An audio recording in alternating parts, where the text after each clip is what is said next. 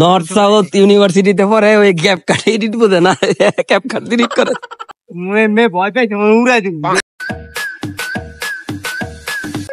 দরদাম করার লাগা মেয়ে রয়েছে পৃথিবীর মধ্যে শ্রেষ্ঠতম প্রাণী না?